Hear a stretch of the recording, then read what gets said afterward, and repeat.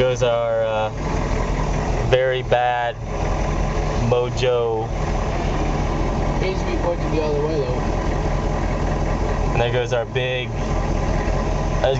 problem earlier today.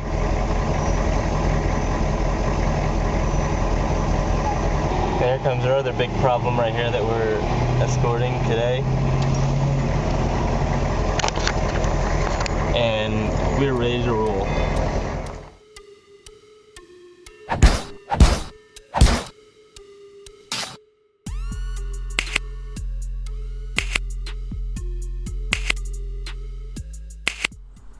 Thanks for tuning in today. How's it Hapa here? Today I wanted to share part of my own personal experiences serving in Operation Iraqi Freedom. In this video I wanted to share some clips with you. I served as a transportation platoon leader. I deployed in 2004, December of 2004, to Mosul, Iraq. I was truly an ordnance officer, but I ended up as a platoon leader for transportation. So everybody in my platoon was a 88 Mike. They had been in country for about a month prior to me getting there when I took over the platoon. Without further ado, I want to get into some of the videos that I have through Iraq, and I want to talk about that as we go through it. Alright, so thank you for your time, and I hope you enjoy the video.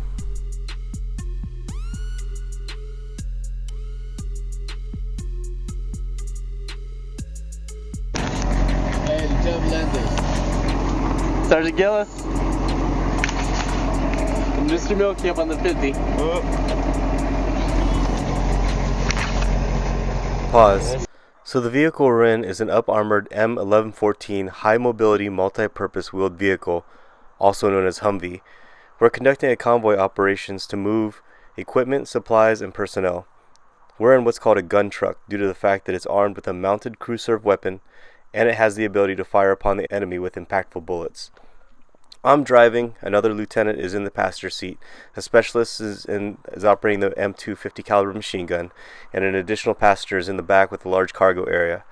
At the time, the other LT and specialist that was manning the M2 were from a different platoon and had just arrived into country, so they were getting familiarization convoy operations training with the routes and the battle drills.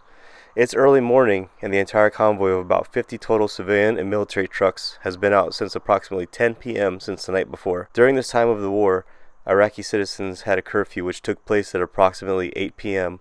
until 7 a.m. the next morning. This curfew helped clear out the streets and helped us avoid getting ambushed by insurgents with small arms fire, rocket-propelled grenades, improvised explosive devices, daisy-chained IEDs, and vehicle-borne IEDs. When I say IEDs, I'm talking about improvised explosive devices. Convoys were ducks in a shooting gallery and was an easy target for insurgents.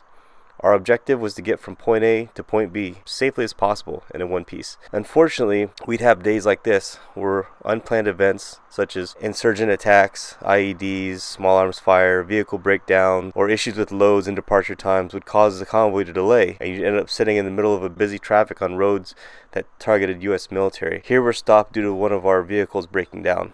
This is our beautiful day in Iraq. Stuck because of a truck is broken. And there's the traffic, baby. Hey, tell them the time you've been here. Been here for 4 hours now, just sitting right here. And I'm tired.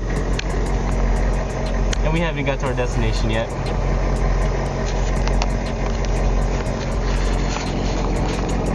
This is Hannibal 16 out.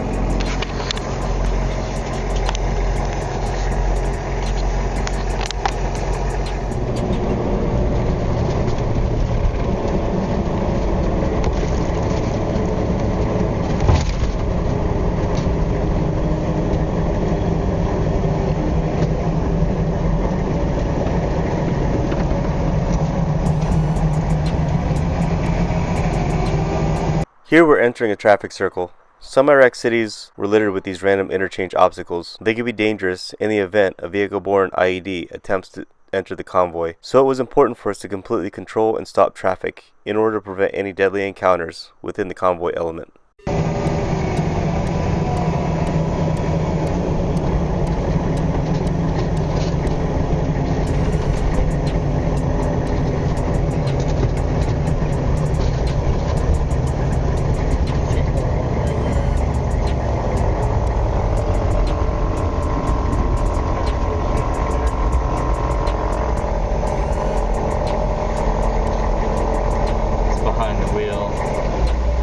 that dog.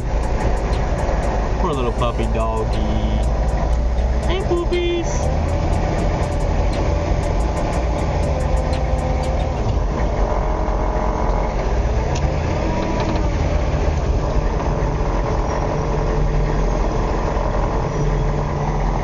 That means welcome home.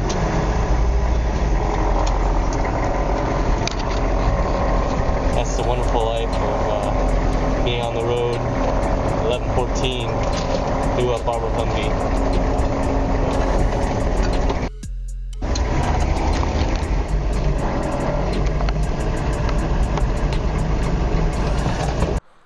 In these next couple of clips, you'll see some of the children in Iraq. You can generally see their living conditions. Many times I felt awful for what the kids must have endured living in a war-torn country. The women and children were typically a good indicator on whether the area was safe. The Iraqi civilians always seemed to know when things were about to go south. If you see no women and children out in a place where they would normally be present, you had to remain vigilant and prepare for possible IEDs or some type of insurgent ambush. Well, I didn't hit that very hard. That was a big bump.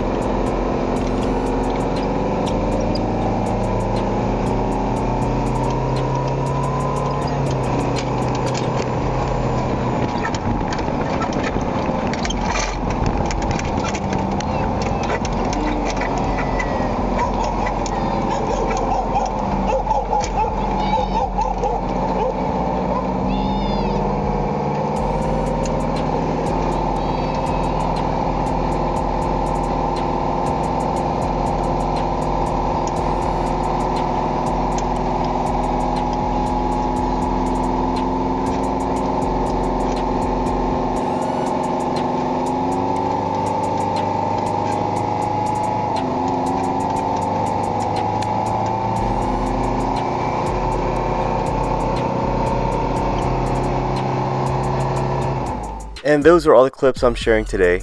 I'll be sharing more in the coming weeks. Please like and subscribe, and please throw your comments below if you recognize any of the areas in these videos, or if you simply have anything to share about your deployment or time in the military.